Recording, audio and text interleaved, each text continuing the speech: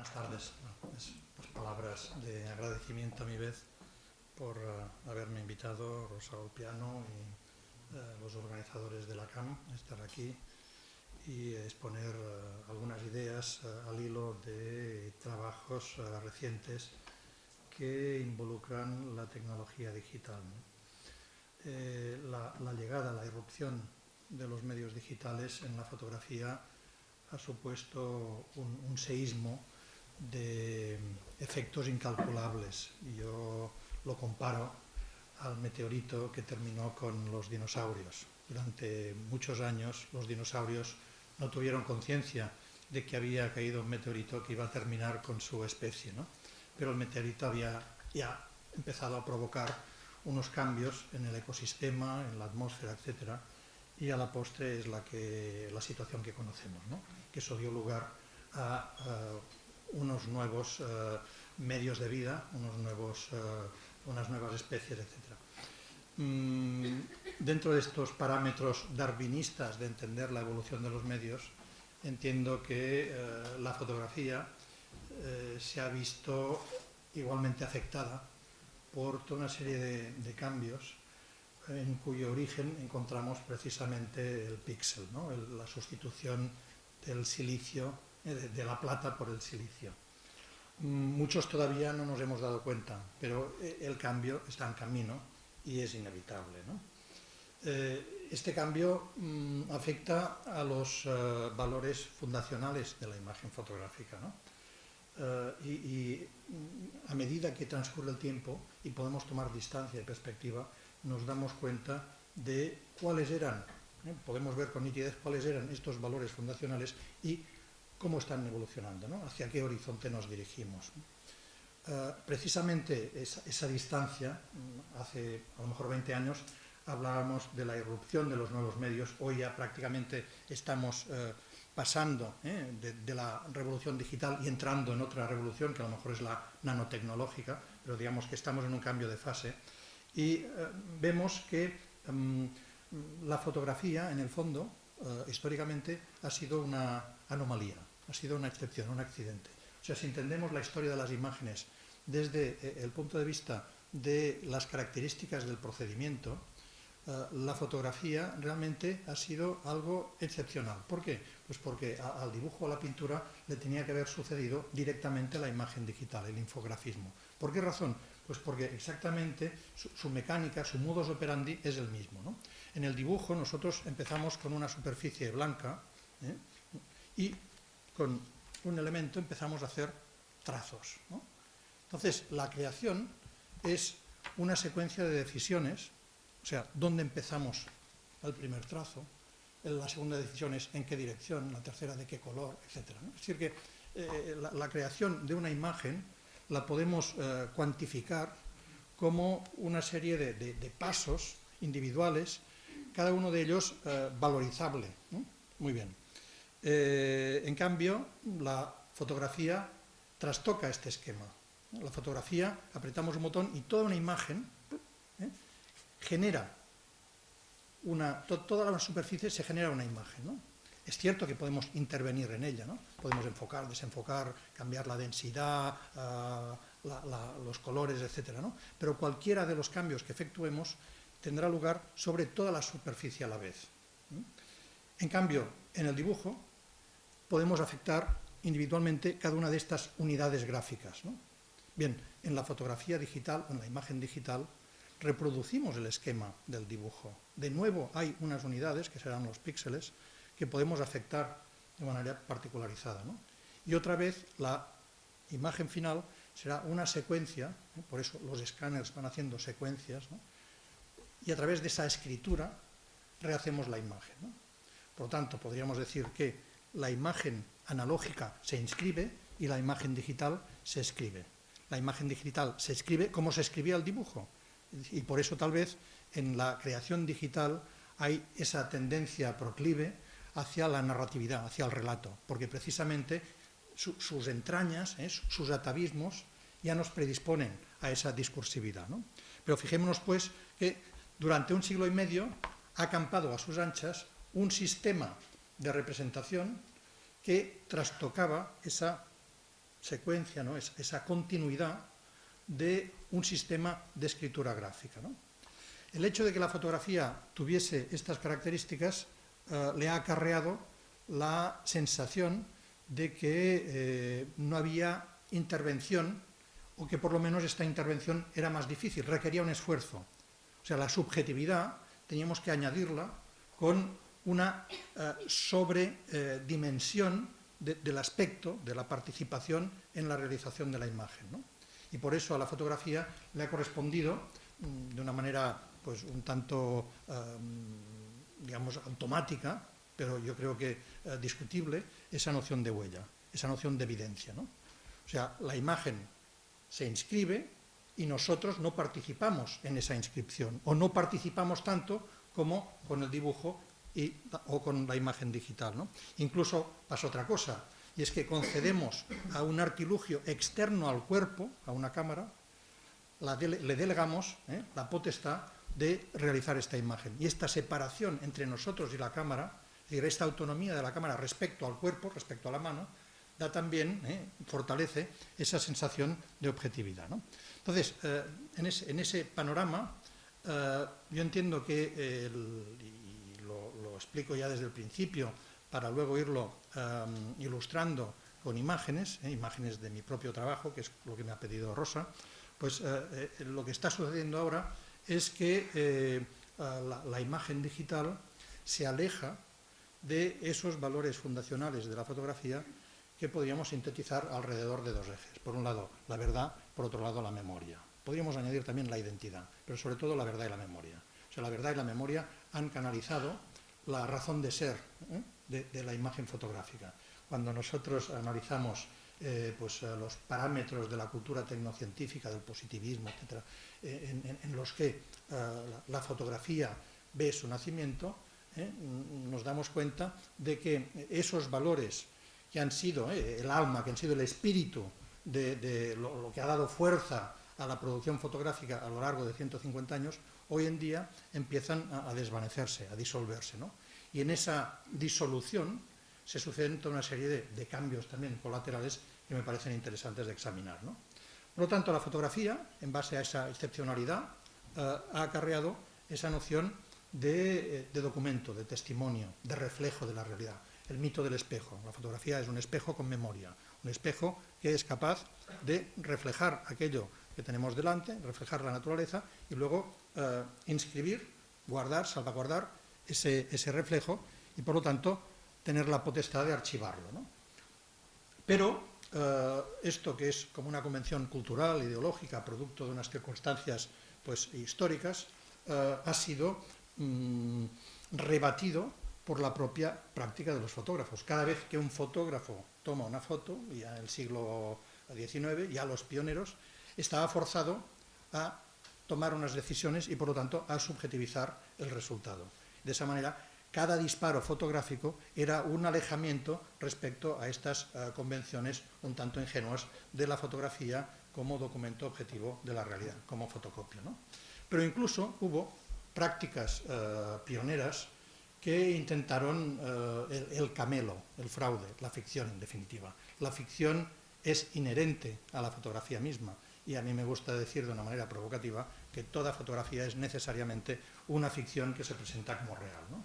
Pero buscando en la historia de la fotografía y sobre todo en los aspectos más populares, más vernaculares de ciertas tradiciones, de ciertas corrientes, encontramos ejemplos muy sabrosos. Por ejemplo, una de mis parcelas favoritas en la historia de la fotografía es la fotografía de fantasmas, la fotografía de espíritus, la fotografía de ectoplasmas.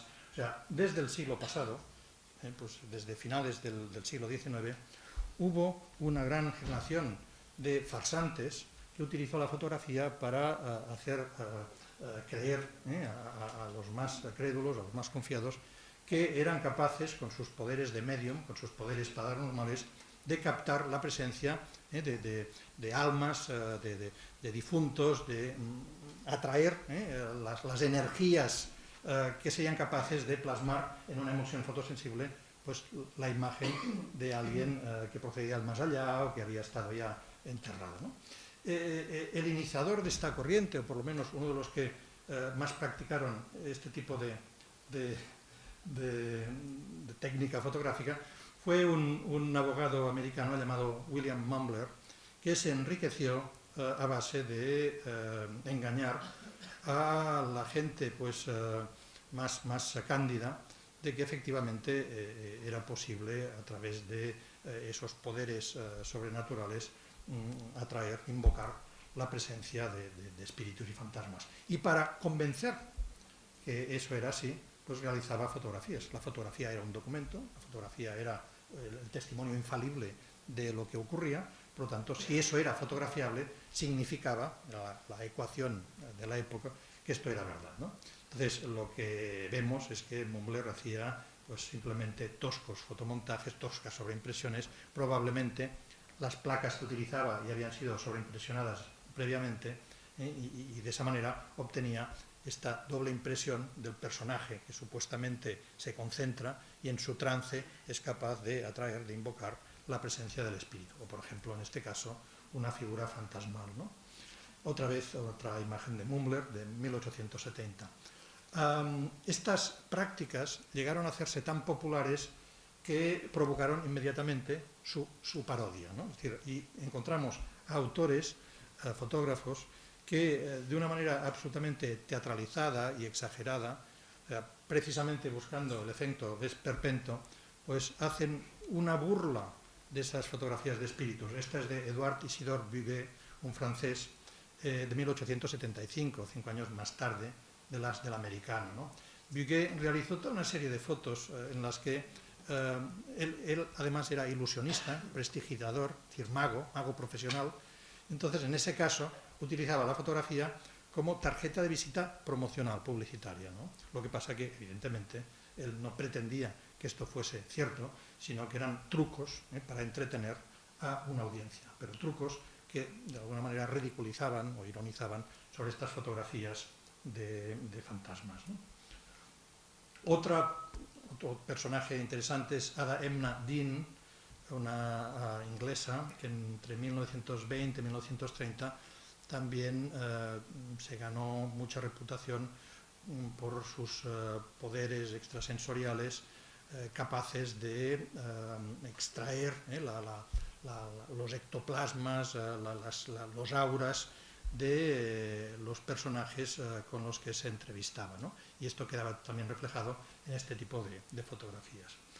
Pero un caso muy interesante de fraude de estas características, y que además pues, tuvo una gran repercusión histórica, fue hacia 1920, es decir, ya en el siglo XX, unas niñas que se fueron a jugar al bosque.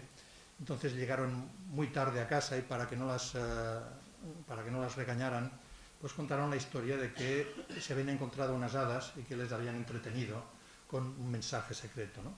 Evidentemente los adultos, los padres, pues no dieron crédito a esta interpretación, ¿no? Esta excusa, y entonces las niñas al cabo de un tiempo regresaron con unas fotografías, una de las cuales era esta, ¿no? Y explicaron: no nos queríais creer, por aquí están la prueba fehaciente de que esto ha ocurrido. Hemos vuelto a entrevistarnos con estas hadas y ahí están en el bosque, en las profundidades, y solo se revelan a nosotras, que somos almas puras, ¿no? Cándidas, etcétera, ¿no?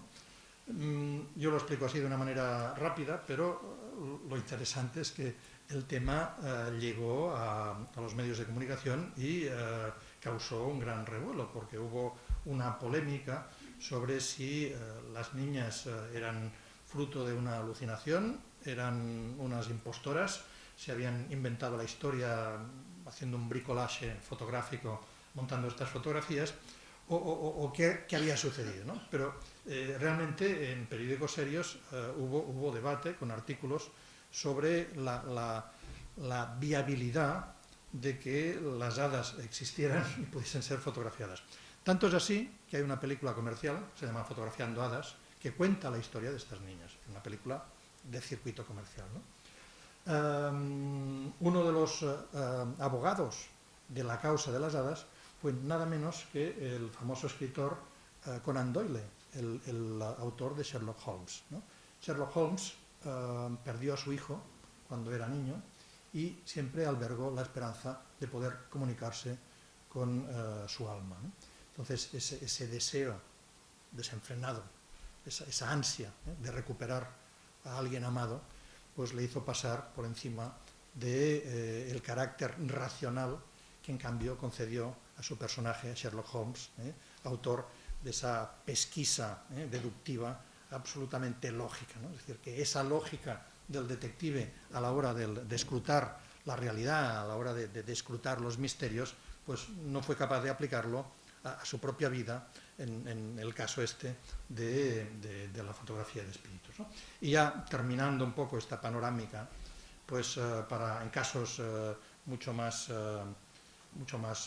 cercanos a nosotros, tenemos un ejemplo muy simpático, que es el de Ted Sirius, un personaje entrañable para mí, un policía alcohólico de Chicago que fue expulsado del cuerpo. Entonces, cuando más desesperado estaba, se dio cuenta de que tenía unos poderes sobrenaturales y era capaz de concentrarse y con la simple fuerza de su pensamiento impresionar placas fotográficas y obtener imágenes desenfocadas y de mala calidad, pero imágenes fotográficas de cosas que él pensaba, ¿no? Lo cual pues ocasionó también bastante revuelo y algunos neurólogos y psiquiatras como parapsicólogos estudiaron el caso y todavía hoy hay gente que cree en la certeza, en la autenticidad de este tipo de documentos. Ted Sirius perdió este don al cabo de unos meses, de la misma manera como lo había descubierto. Por lo tanto, es un enigma que sigue sin haberse revelado, desvelado por completo, ¿no? Pero jalona toda esta tradición de una fotografía de ficción que pretende tener visos de realidad, es decir, que pretende apelar a la certeza que infunde el documento fotográfico para introducir estas invenciones como verdaderas, ¿no? Bien, todo esto lo he enseñado a modo de preámbulo de un proyecto mío que hace un homenaje irónico a este tipo de fotografía vernacular, que es la serie Milagros y compañía, ¿no?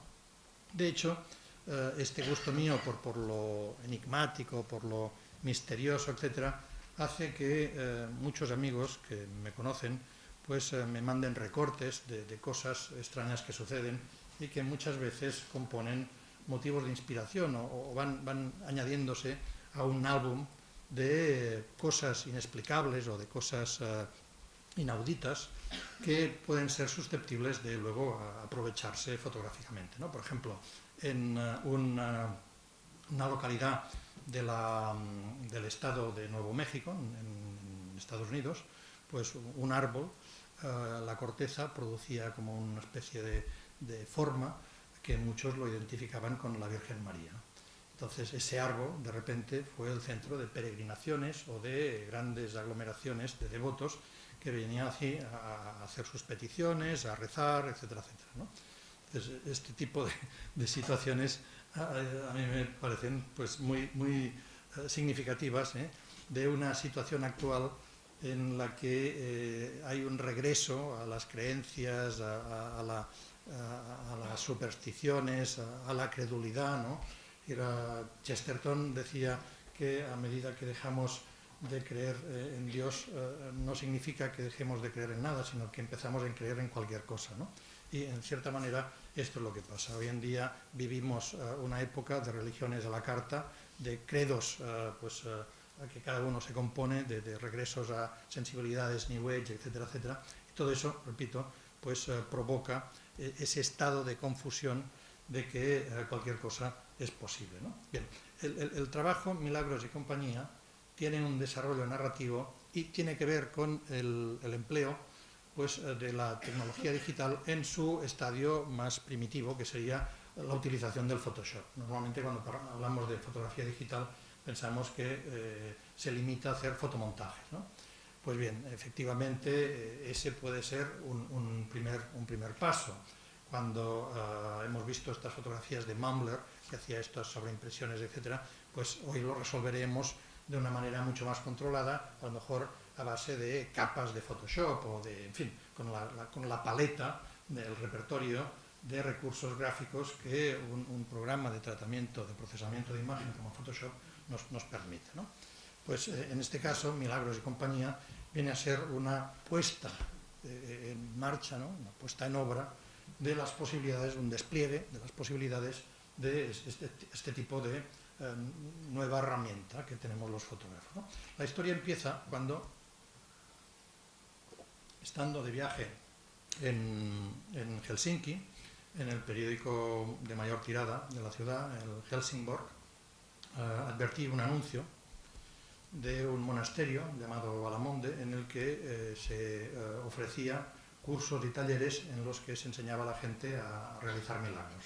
Claro, pensé, ostras, esto no puede ser, esto tiene que ser algún tipo de superchería, ¿no? Por lo tanto pensé, aquí hay un tema fotográfico, voy a intentar introducirme, ¿no? Infiltrarme en ese monasterio para ver qué fotos puedo hacer y de esa manera pues documentar el tipo de prácticas que allí suceden, ¿eh?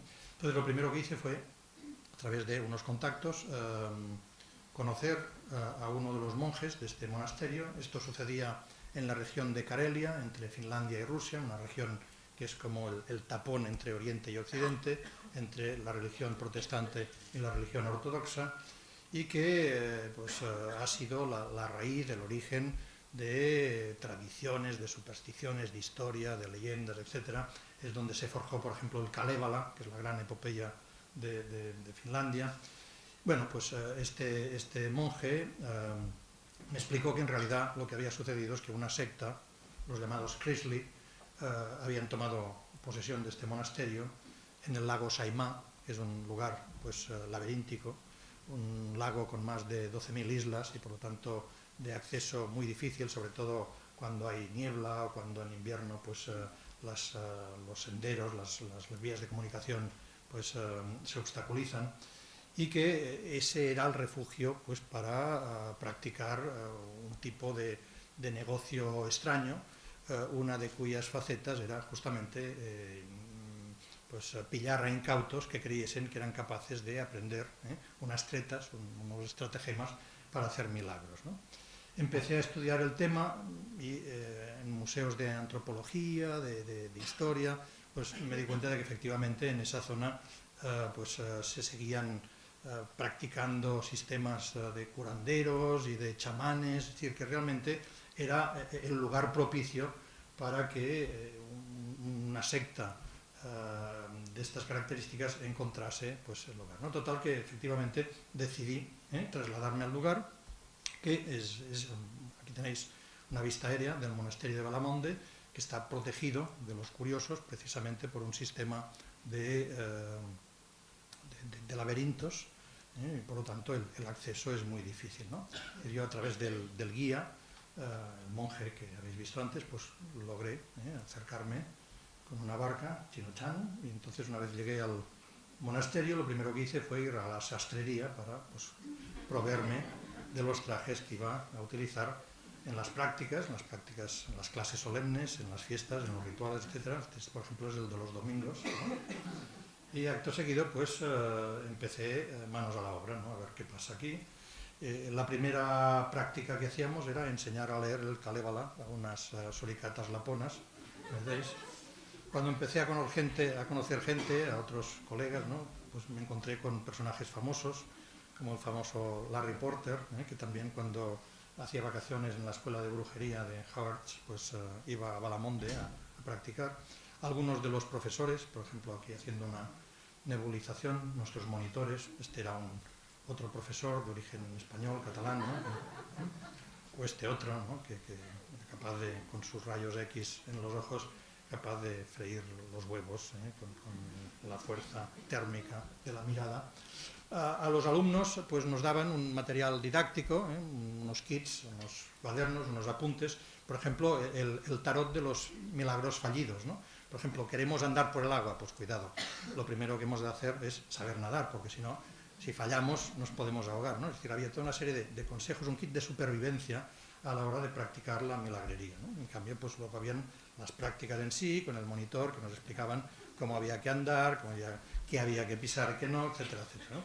Cuando había hambre y el mercado de Cafarnaún estaba cerrado, pues practicábamos la pesca milagrosa, ¿no? O sea, en este caso con los medios técnicos necesarios para poder bucear y pescar pues, los pescados necesarios, ¿no? O, por ejemplo, cuando iban yuppies, hacían el milagro del dolphin surfing, que era un milagro antiestrés, ¿no? Muy relajante. Como anécdota, cuando hace unos años presenté esta fotografía, una ampliación en arco, y estaba la inauguración oficial, vino al stand el rey Juan Carlos, se la estuvo mirando y me preguntó, pero aquí hay truco, ¿verdad? Y yo le dije, pues claro, el delfín estaba maestrado. Y se marchó, y al cabo de 2 pasos dijo, ¡ah! Amaestrado. Que tardó como 2 pasos en darse cuenta. El milagro del fuego, ¿no?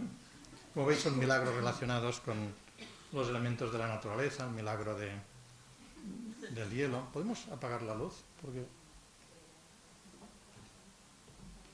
el milagro de la electrogénesis, ¿no? Hace un medio año así hubo un problema cuando un volcán en Islandia entró en erupción y creó una nube de ceniza que causó un gran perjuicio en la navegación aérea, ¿no? Pues bien, ahora lo puedo revelar, fui yo.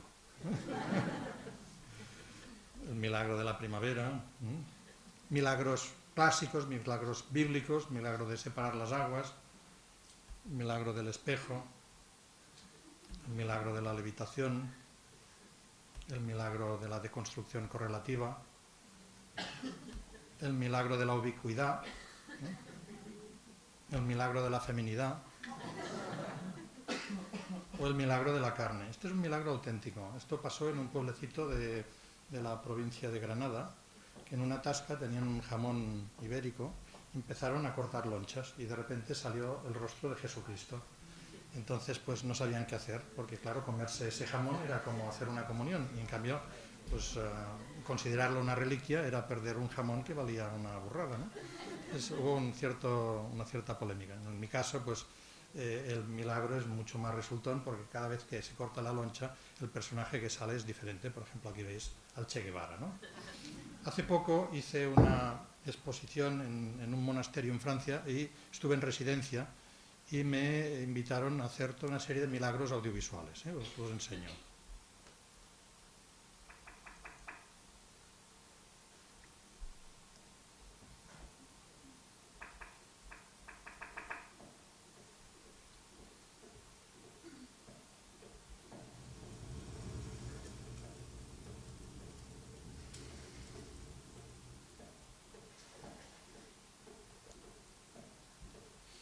Todo está hecho con una cámara fotográfica en el modo vídeo, y con la cámara en trípode, es decir, que yo pongo la cámara en el trípode, aprieto el botón y luego me pongo delante. O sea, todo con medios muy, muy rudimentarios, como si fuese realmente una documentación.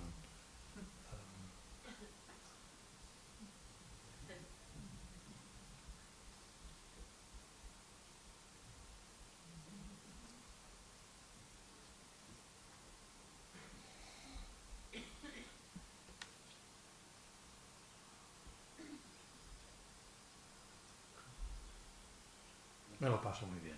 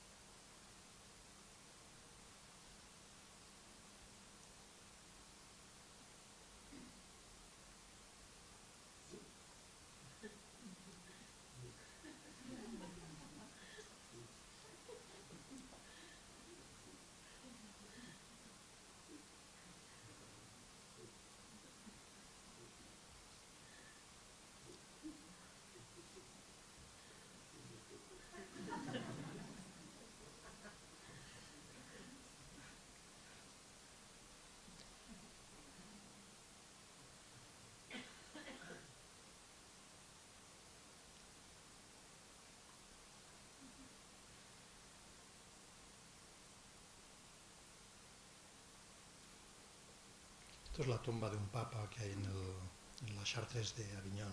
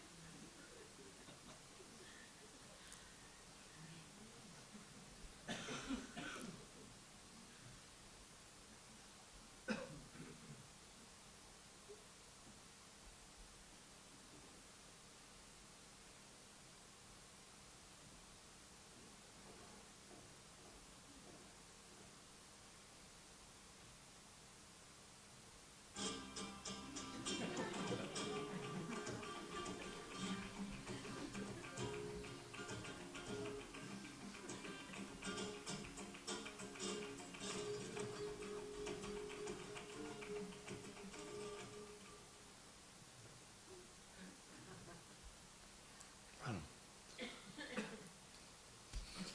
hay evidentemente una voluntad de esperpento, ¿no?, de teatralización exagerada, que es la manera de dar un correlato a aquellas imágenes del siglo XIX, en que hoy las leemos también con esta misma cualidad teatral y escenográfica, ¿no? De este proyecto, además del aspecto audiovisual, hay un libro con un relato digamos literario, de ficción lógicamente, que explica pues las peripecias del periodista de investigación que se infiltra en el monasterio y pues todas las pautas para la práctica de estos milagros que habéis visto antes en las diapositivas, ¿no? Y luego hay un aspecto también escenográfico, de instalación, ya sea en espacios artísticos pues establecidos que recreo una ambientación como de monasterio a base de elementos escenográficos, vitrinas, reliquias, se quema incienso, hay una música de fondo, etc. O ya sea porque, de mi preferencia, muestro este tipo de proyecto en justamente espacios, monasterios o iglesias desacralizadas que se utilizan como lugares de exposición, como centros culturales, etc., ¿no? Con lo cual pues hay una simbiosis mucho más fuerte entre el continente y el contenido, ¿no? Bien, este pues sería un ejemplo de utilización a un nivel elemental de en qué medida la tecnología digital implementa la creación fotográfica para desarrollos narrativos como este caso, ¿no? Vemos ahora uno que a mí me parece, desde un punto de vista de potencial gráfico, mucho más ambicioso, ¿no? Se titula Orogenesis y tiene que ver con la representación del espacio, del territorio, ¿no? Orogenesis es la parte de la geografía física que estudia la formación de montañas, ¿no? ¿Cómo representamos el territorio? Normalmente con métodos cartográficos, con mapas, ¿no? Estos mapas tienen unos códigos de color, unos códigos que se entienden según diferentes altitudes, ¿no? Son códigos arbitrarios que establecemos para entendernos y poder representar una realidad tridimensional sobre el plano, ¿no? Entonces, por ejemplo, podemos convenir que el color azul significa el nivel cero, el nivel del mar, ¿no? El verde a lo mejor son 200 metros, el amarillo pues serían 1000 metros, etc. Pero evidentemente la correlación de colores con altitudes puede ser muy distinta, ¿no? Bien, pues hay unos programas que se llaman renderers, ¿no? Que a partir de la información cartográfica convierten un plano en una malla de volumen, ¿no? Una malla de volumen que representa el relieve de ese lugar y que luego eso puede ser recubierto con unos plugins, ¿no? Es decir, unas texturas para simular la vegetación, o la roca, o la nieve, o el agua del mar, etc., ¿no? Entonces, este tipo de programas que en su origen tenían una utilización científica, pero también militar, por ejemplo, hay que enviar de repente unos comandos a Afganistán y no conocen el terreno que van a encontrarse, entonces se hacen unas cartografías aéreas, fotografía de satélite, y esas imágenes luego son interpretadas por estos modeladores en 3 dimensiones que proporcionan una experiencia virtual del lugar que se van a encontrar, un poco como los simuladores de vuelo con los que los pilotos aprenden el manejo de los aviones, ¿no? Bien, pues este tipo de programas pueden llegar a un grado de simulación absolutamente fotográfico, de tal manera que uno puede confundirse hasta el punto de dudar si se trata de realmente un paisaje real o se trata de un paisaje generado por uno de estos programas, ¿no? Por ejemplo, este es uno de estos paisajes que he generado yo con uno de estos programas que se llama Terragen, hay muchos, otros se llama Bryce, se llama World Builder, en fin, buscáis en Google 3D Renderer y encontráis docenas y docenas, ¿no? En muchos de ellos, como en el caso del que yo utilicé, pues en régimen de freeware, por lo tanto no hay que pagar una licencia, no hay que registrarse, son de libre uso para todo el mundo, ¿no? Pero en mi proyecto quería llegar un paso más allá, ¿no? Entonces yo lo que hacía era engañar al ordenador, ¿no? El ordenador es una máquina tonta que obedece unas órdenes según los inputs que nosotros le damos, ¿no? Entonces, utilizando este programa, el ordenador está orientado hacia la producción de paisajes, o sea, el vocabulario que maneja son montañas, cielos, nubes, mares, lagos, cráteres, valles, etc., ¿no? Es decir, introduzcamos el archivo que introduzcamos, lo resolverá en una combinación de estos elementos. Por lo tanto, ¿qué hice yo? Pues simplemente darle ya un paisaje previamente existente. Es decir, que esto de aquí es el paisaje que sale cuando el ordenador piensa que el cuadro de Friedrich es un mapa. Es decir, interpretando los colores según los códigos del mapa que he enseñado antes, según las cotas de color, ¿no? Entonces, esto, por ejemplo, ¿qué es esto? Pues esto es un tapies. Esta es la interfaz del programa, que nosotros introducimos un mapa, en este caso introducimos un tapies, tenemos el puntito verde, que es la situación de la cámara, tenemos el puntito rojo, que es el lugar hacia donde enfocamos, y las líneas amarillas nos dan el ángulo de visión, o sea, un teleobjetivo o un gran angular, ¿no? Entonces, cuando tenemos la situación orográfica que nos convence, apretamos el botoncito de rendering y la pantalla aparece el paisaje a partir de la interpretación de un cuadro, de la interpretación de una obra maestra en la historia del paisaje, ¿no? Este es un Chuta, un pintor chino zen del siglo XVII, un Dalí, ¿no? Esto es un Turner, este concretamente, esto es un Gainsborough, esto es un Hokusai, ¿no? Esto es un Courbet. Pero esto lo he hecho también con obras fotográficas, es decir, con las obras maestras en la historia del paisaje. Por ejemplo, esto es un Gustave Legré, uno de los fotógrafos franceses del siglo XIX de la misión heliográfica, ¿eh? Esta fotografía es la que proporciona esto, ¿no? Entonces, detrás de este planteamiento hay dos trasfondos teóricos o poéticos, ¿no? Por un lado, el hecho de que forzamos al ordenador a dejarle emerger su inconsciente, el inconsciente tecnológico. El ordenador permite hacer este tipo de imágenes, pero no han sido las que, es decir, si lo planteamos en términos psicoanalíticos, las que el super-yo tenía previsto de dejar traslucir, ¿no? El super-yo es el programador. El programador pensaba, diseñaba el programa para que imputásemos mapas, datos cartográficos, no para que le hiciésemos esta pirueta, esta pirula, y le introdujésemos una imagen ya existente. Es decir, que en el fondo es hacer que un paisaje se recicle en otro paisaje. Pero luego hay otro segundo nivel de lectura. Esto, perdón, es un Watkins, ¿no? Esto es un Adjet, este Adjet, ¿no?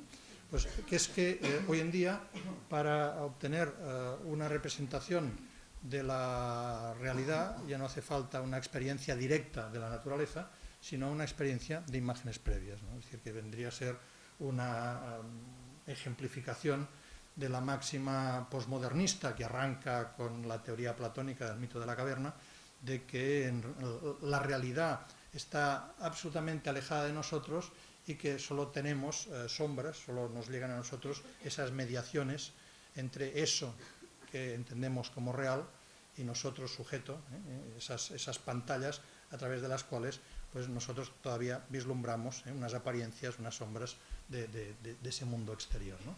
Pues bien, es a través de estas imágenes previas, de esta memoria visual colectiva, que nosotros hoy podemos representar, podemos aprender ese mundo de la naturaleza, ¿no? Un Monet, un Derain, André Derain, un Van Gogh, un Braque, o otro Dalí, ¿no? Cuando empecé a trabajar en esta serie, hacia principios de los años 2000-2001, pues fui invitado por el Museo Dalí en Estados Unidos, en Florida, para que eligiese una serie de obras de Dalí y realizase este tipo de planteamientos, es decir, de paisajes a partir de paisajes dalinianos, ¿no? Porque entendíamos que seguramente a Dalí le hubiese complacido esta idea, vendría a ser como extraer, ¿no? Hacer destilar un método crítico paranoico de la tecnología digital del ordenador, ¿no? Fue una experiencia interesante en este sentido, ¿no?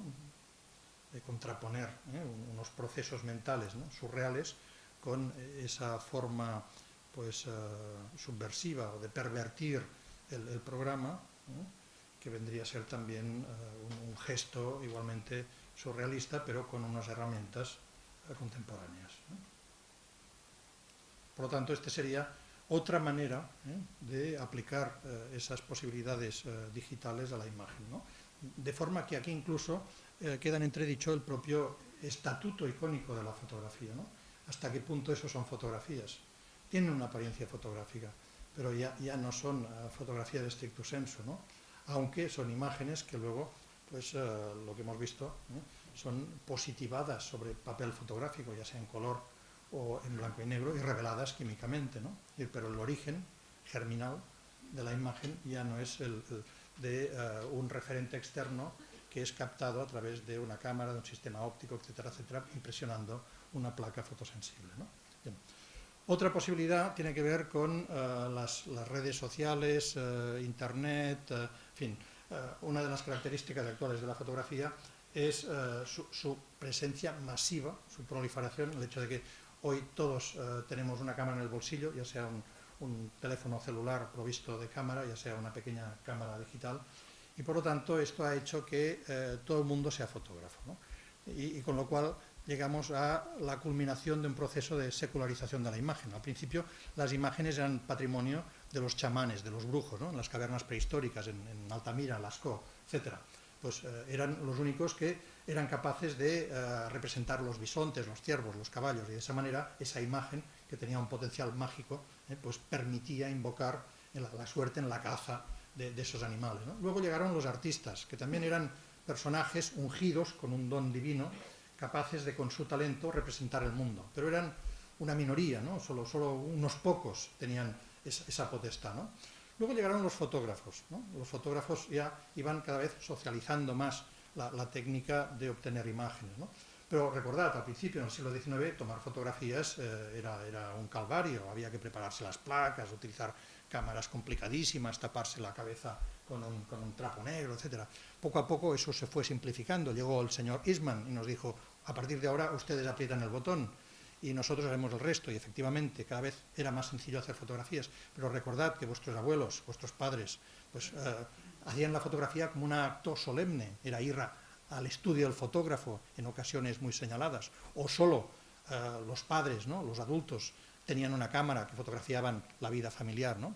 Y llegamos a la situación actual donde pues, todos los adolescentes, todo el mundo tiene una cámara. Hay unas estadísticas que dicen que en España los niños a la edad de 10 años por término medio tienen un teléfono digital con cámara incorporada, ¿no? Es decir, que si hay un niño que le regalan este teléfono a los 12 años, quiere decir que otro ya lo tiene a los 8 para que el promedio sea el de 10 años, ¿no? Con lo cual, pues hemos llegado a un homus fotográficos, es decir, cualquier persona es homus fotográficos, y eso hace que hayan fotografías de todas las cosas y que la diferencia que antes había entre el acontecimiento y el fotógrafo y la recepción de ese registro fotográfico en los medios, pues colapsa en un solo evento, de manera que hoy el acontecimiento y la imagen se funden en una sola cosa. O sea, la imagen forma parte del acontecimiento, ¿no? Todo eso también trastoca pues, las condiciones del fotoperiodismo y de la fotografía documental y de para qué hacemos fotos. O sea, muchas veces las fotos que hacemos hoy ya no son tanto para guardar como para enviarlas y por lo tanto entran en una dinámica de comunicación, en gestos, digamos, de establecer diálogos con determinados colectivos o por otras circunstancias que convendrá analizar desde una perspectiva antropológica, ¿no? Pero a mí me interesa mucho analizar los flujos fotográficos en Internet, cómo se utilizan las imágenes de Internet, porque Internet significa un espejo del mundo hoy en día, un duplicado, una biblioteca absolutamente exhaustiva, un archivo universal, aquella quimera que algunos teóricos vaticinaran, ¿no? La posibilidad de reunir toda la memoria humana y hacerla accesible, ¿no? Y esa accesibilidad es otra de las características importantes. Hay efectivamente millones de imágenes transitando por Internet, pero lo importante es que todas ellas son accesibles. Y esta accesibilidad comporta nuevos parámetros de creación, nuevas maneras de trabajar la imagen. Y al mismo tiempo impone otras reglas, por ejemplo, reglas ecológicas de la imagen, ¿no? Tal vez deberíamos pensar en detener la producción desenfrenada de imágenes y empezar a reciclar las imágenes que existen, con lo cual lo importante ya no es tanto hacer fotos, fabricar fotos, sino gestionar el sentido que esas fotos puedan tener, ¿no? Y los proyectos que os enseñaré ahora tienen que ver con estas pautas, ¿no? Por ejemplo, Santa Inocencia es un proyecto que tiene que ver con el spam. El spam es algo que todos sufrimos, pues el correo electrónico no deseado, y dentro del spam hay una subcategoría que es el scam. Scam es este correo electrónico no deseado y que intenta timarnos, intenta engañarnos, ¿no?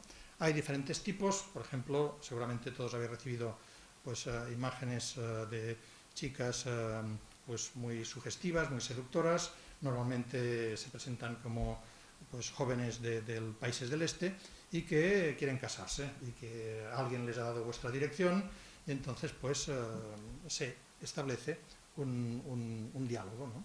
Normalmente la gente tira estos correos directamente a la basura. En cambio yo los almaceno, los guardo y muchas veces los contesto. Con lo cual, como hay un planteamiento de ficción de entrada, es decir, yo sé que detrás de ese correo, de esta carta, pues hay una falsa identidad, una falsa personalidad, yo creo asimismo otra falsa identidad, entonces hago como un juego de espejos hasta qué punto pues, yo voy a engañarla más a esta otra persona que ella a mí, ¿no? De todas maneras, por ejemplo, otra, ¿no? Más hay otra cosa muy interesante que es el lenguaje, otra cosa que propicia Internet son los traductores automáticos, ¿no? Entonces los traductores automáticos son unas máquinas de hacer poesía fantásticas, ¿no? Por ejemplo, el más querido, ¿no? Como quien dice, muy señor mío, querido amigo, ¿no? El más querido. Soy señorita Jane Fay, el único niño del señor y señora Raymond Fay. de la República de Liberia en África Occidental. Mi padre era un comerciante de negocio que dio sobre el cacao, el oro y el diamante, pero lamentablemente murió en este brote reciente de guerra en Liberia. Él era una víctima del ataque del rebelde en su oficina. En fin, todo así, ¿no? Entonces, esta chica, pues naturalmente al final siempre acaban pidiendo dinero, ¿no? Dinero para venir a conocerte, dinero porque pues tienen una fortuna en un banco, pero tienen que sobornar a unos funcionarios para darte a ti una parte, en fin. O sea, a la larga siempre quieren darte el timo, buscando que les envíes dinero. Entonces, evidentemente, cuando uno lo sabe, pues se trata de contrarrestarlo y darles largas, ¿no? Entonces, yo lo que hago en Santa Inocencia puntualmente es dar largas, pero en un intercambio en lo posible fotográfico. Por ejemplo, hace un año recibí uno de estos scams de un tal Capitán Tom Hook. Capitán Hook es Capitán Garfield, con lo cual el tío que envió esta carta ya, o sea, no debía tenerlas todas, porque, claro, presentarse como el Capitán Garfield, pues muy poco en serio se lo puede tomar uno, ¿no?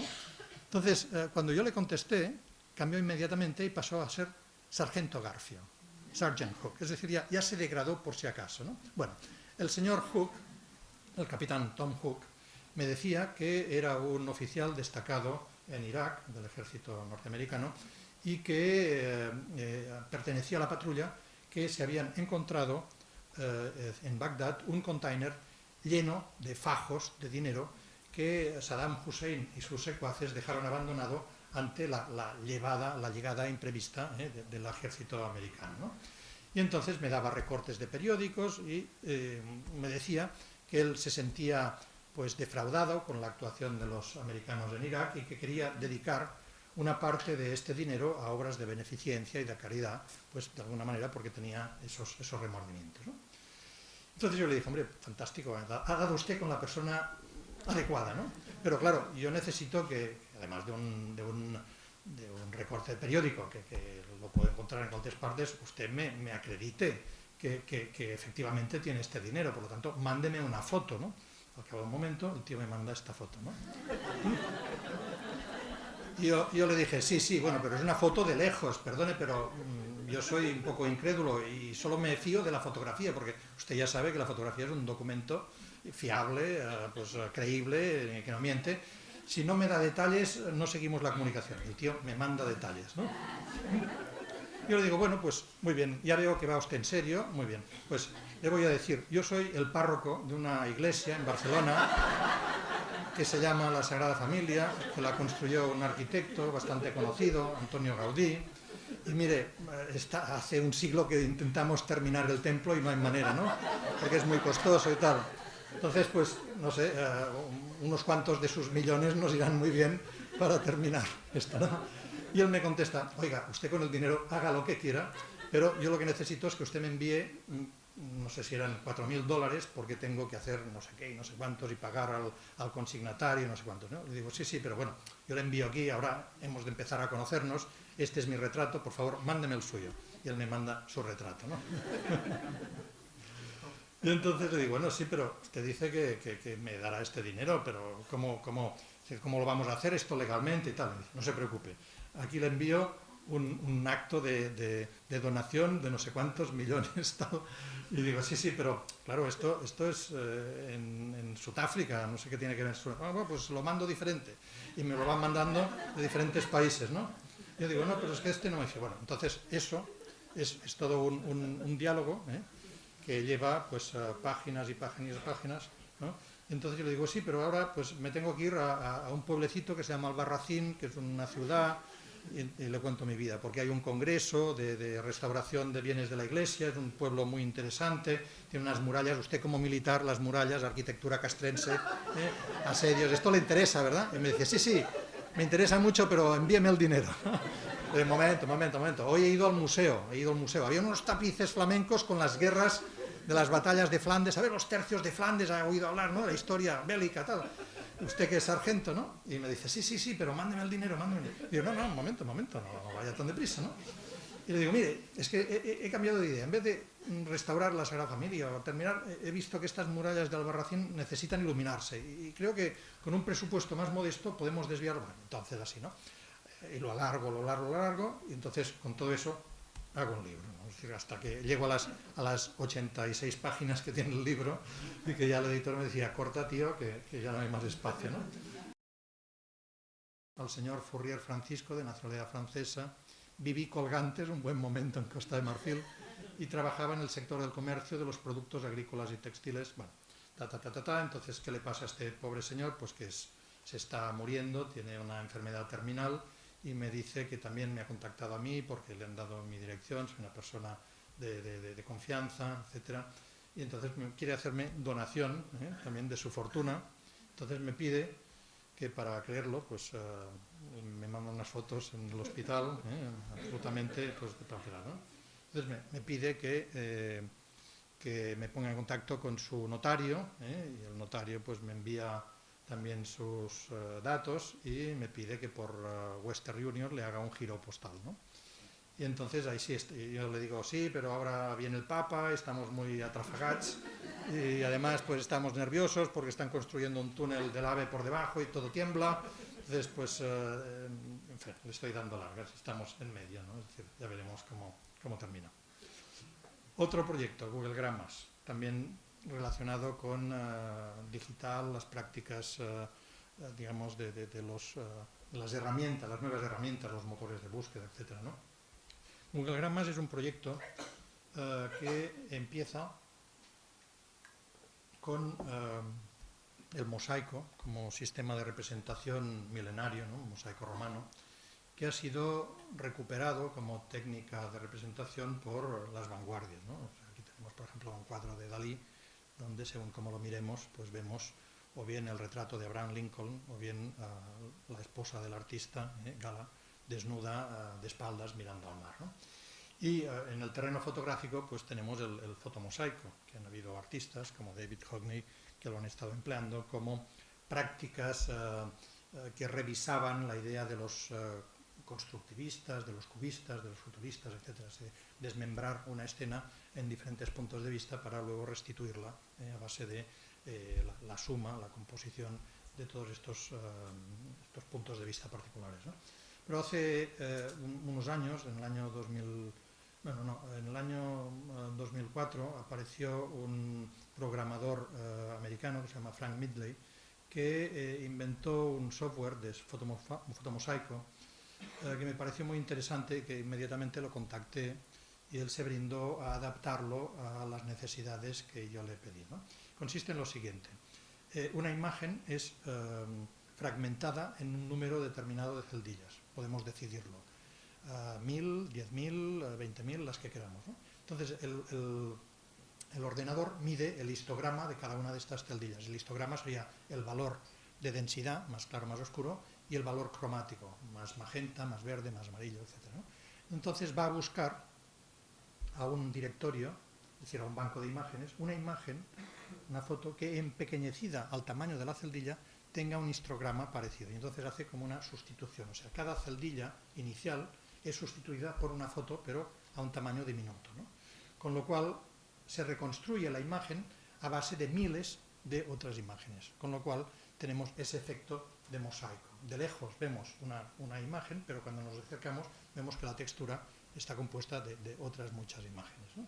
Entonces, bueno, aquí tenemos la primera fotografía en la historia, la que realizó Niepce en 1926 o 27. Entonces, esto es el interfaz, ponemos tal. Entonces, lo que yo le pedí es que en vez de tener que recurrir de un banco de fotos previamente establecido, pudiésemos conectar el ordenador a Internet y a través del buscador de imágenes de Google pudiésemos teclear unas palabras de búsqueda y todas las imágenes disponibles en tiempo real relacionadas con esas palabras pudiesen ser captadas para componer el mosaico final, ¿no? Entonces, por ejemplo, aquí lo que hice fue escribir simplemente foto y foto, o sea, con F y con PH, con lo cual abarcas el francés, el inglés, el alemán, el español, el catalán, en fin, todo, ¿no? Entonces, lo que sucede es que la imagen se reconstruye, pero a base de darnos cada uno de los campos, de los repertorios, de todo lo que corresponde a la fotografía. Es decir, que todo el universo de la fotografía está aquí. Si viésemos en detalle, y ahora os lo enseñaré en otras, pues veríamos fotoperiodismo, fotografía publicitaria, retrato, desnudo, paisaje, bodegón, fotos de niños, fotos de bodas, fotografía pornográfica, fotografía religiosa, fotografía... es decir, todos los repertorios iconográficos de la fotografía están presentes ahí. Están presentes en la primera fotografía, es decir, que hay como una correlación simbólica entre las palabras de búsqueda y la imagen germinal, la imagen inicial, ¿no? Estas relaciones pueden ser simbólicas, pueden ser poéticas, pueden ser políticas, pueden ser aleatorias, es decir, que se trata de ir experimentando entre relaciones posibles de imágenes con palabras, el texto con la información visual. Por ejemplo, el mundo, ¿no? Pues en este caso serían 10.000 imágenes disponibles en Internet aplicando como criterio de búsqueda las palabras cielo, infierno y purgatorio. Es decir, todo ahí, ¿no? Entonces, estos son algunas imágenes que veríamos ampliadas, ¿no? O la famosa foto de las torturas en Abu Ghraib, y las palabras de búsqueda son todos los militares y civiles que fueron citados a declarar por una comisión del Congreso norteamericano que investigaba el caso de estas torturas, ¿no? Entonces, cuando ampliamos también vemos que las celdillas, las imágenes, pues se refieren efectivamente a esos políticos, a esos militares que estuvieron involucrados en este caso ignominioso de suplicio infligido a los prisioneros, ¿eh? O, por ejemplo, la foto del 11M, perdón, del 11S, ¿eh? Las palabras de búsqueda son Dios, Yahvé y Alá, que son 10.000 fotos que pertenecen a esta relación semántica, ¿no? Una víctima de Irak, ¿no? Y las palabras de búsqueda son los nombres de los presidentes de países o primeros ministros de los países que mandaron ejércitos para invadir Irak. Un indigente, ¿no? Y las palabras de búsqueda son las 25 personas más ricas del mundo, según la revista Forbes, ¿no? Empezando por Bill Gates y terminando por Berlusconi.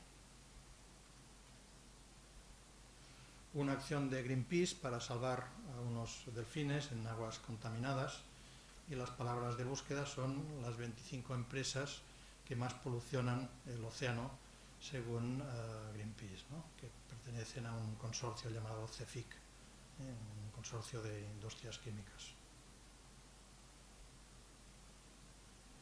Una fotografía erótica de Internet, y las palabras de búsqueda son todos los servicios eróticos en la sección de relax del periódico La Vanguardia el día que hice esta composición. Entonces aquí, por ejemplo, es muy interesante ver cómo estos criterios de búsqueda pues introducen toda una serie de accidentes lógicos, porque, claro, Internet o Google busca la palabra indistintamente del idioma en que la empleemos y del sentido que le demos. Y hay metáforas, hay sinónimos, hay homónimos, etc., ¿no? Es decir, cuando nosotros hablamos en términos de erotismo de un francés o de un griego, queremos decir unas prácticas perfectamente definidas. En cambio, Google entiende que un francés es la Torre Eiffel o cualquier cosa relacionada con Francia, y que griego pues es el Partenón y Atenas y todo esto, ¿no?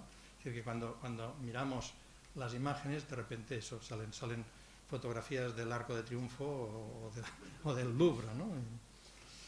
Unos platillos volantes. Las imágenes de búsqueda son todos los lugares donde se ha aparecido la Virgen a lo largo del siglo XX, ¿no?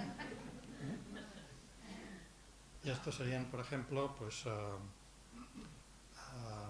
las presentaciones en galería. A veces hay una instalación interactiva, que es esta, donde hay un menú con imágenes y los visitantes pueden seleccionar imágenes y teclear unas palabras, con lo cual, de una manera así, en tiempo real, se va construyendo el mosaico con la participación de todos aquellos que lo desean, ¿no?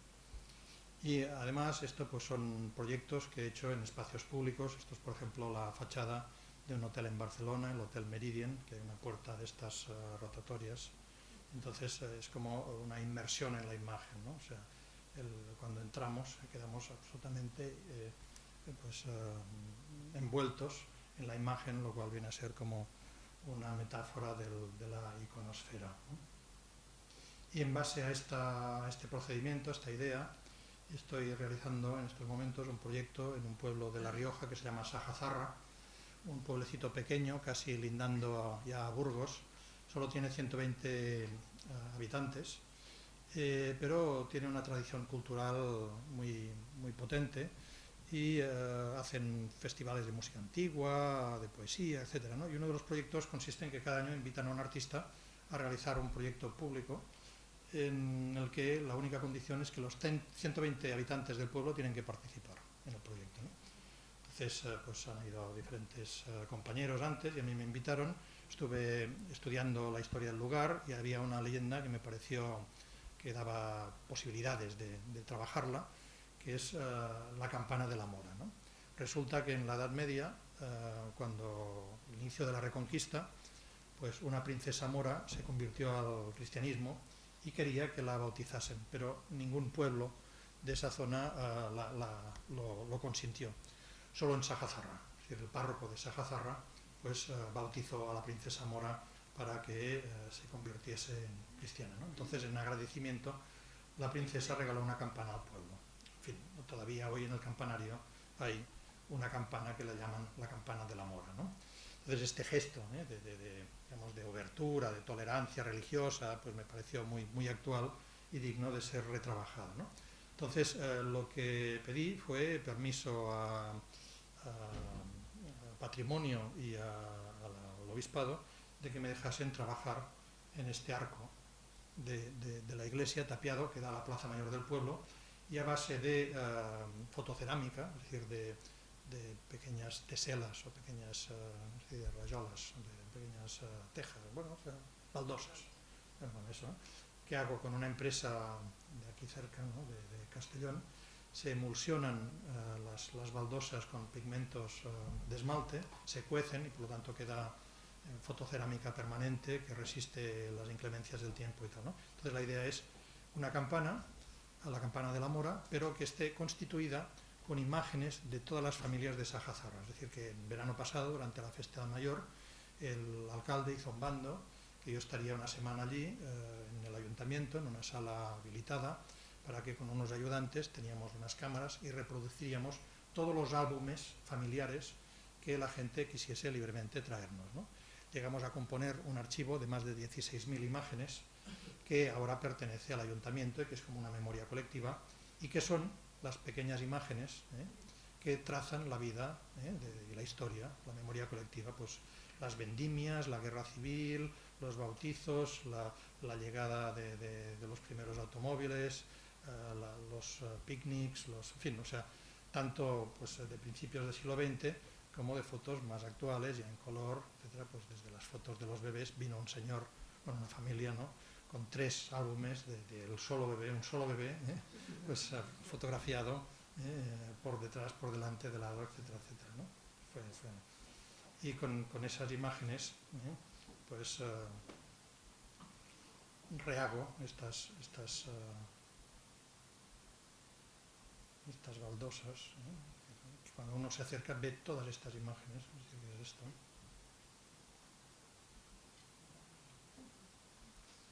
En definitiva, terminaría aquí diciendo que hablamos de fotografía, pero al final siempre es la fotografía que termina hablando de nosotros. Muchas gracias.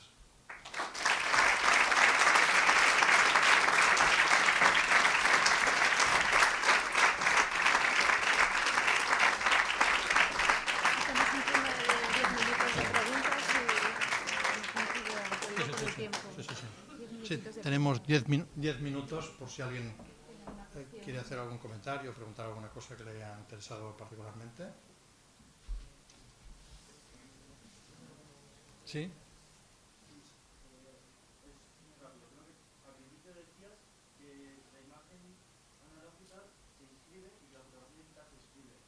No me he quedado bien de por qué se escribe la fotografía digital. Porque permite una composición de la imagen estructurando unidades individuales. Es decir, que hay unas unidades individuales, o sea, son líneas, ¿no? Hacemos líneas, mientras que la imagen analógica es superficie, ¿no? O sea, es plasmación de una superficie a la vez, ¿no?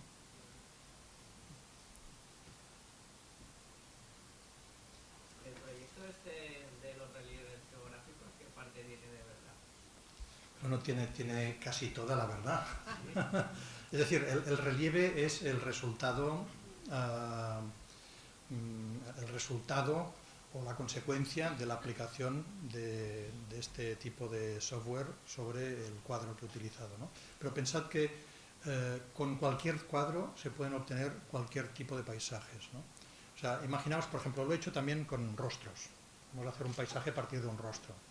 O sea, solamente reconocemos el rostro cuando el punto de vista de la cámara es frontal a nosotros. Imaginad que ponemos la cámara detrás de la nariz. ¿Qué veremos? Una montaña enorme que oculta todo lo demás. Es decir, que cada paisaje tiene suficientes recovecos como para convertirlo en un valle profundo o en un desierto, ¿no? Por lo tanto, en el fondo, el resultado final es casi aleatorio. Lo interesante es la poética del gesto, ¿no? Y por otro lado, puedo explicar que esa es la opción a la que llegué, porque al principio quería ser mucho más disciplinado y en vez de jugar, o sea, navegar dentro del cuadro, utilizar en cada cuadro los mismos parámetros, por ejemplo, el mismo punto de vista en cada cuadro, ¿no? Entonces, eso daba lugar a imágenes aburridas, imágenes de una cierta monotonía. Si yo hubiese sido un fotógrafo de la escuela de Düsseldorf, me hubiese complacido este resultado. Pero me parecía más interesante ir a buscar justamente el repertorio rico, exuberante, en la historia del paisaje. Es decir, que hay marinas, que hay paisajes de montañas, que hay pasajes de desiertos, hay a veces primeros planos, en fin, o sea, buscar justamente cómo era posible rehacer un itinerario a través de la historia del paisaje, jugando, recorriendo cualquier cuadro, cualquier obra maestra en la historia del medio, ¿no? Luego, otra pregunta que a veces me hacen, ¿es efectivamente el resultado puro del programa?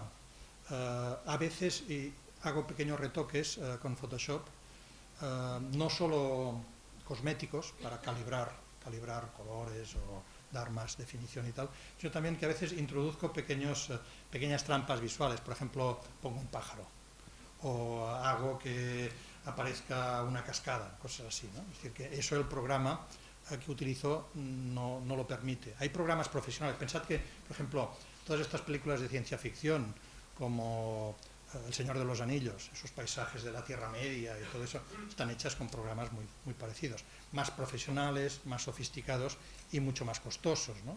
Yo utilizo un programa que es prácticamente un juego de niños, un videojuego, ¿no? Y a mí lo que me gusta es el resultado tosco, porque mi relación con la ficción no es de pretender engañar al espectador, sino dar las pistas suficientes para que el espectador descubra el carácter ficticio, ¿no? El estatuto de ficción de la imagen.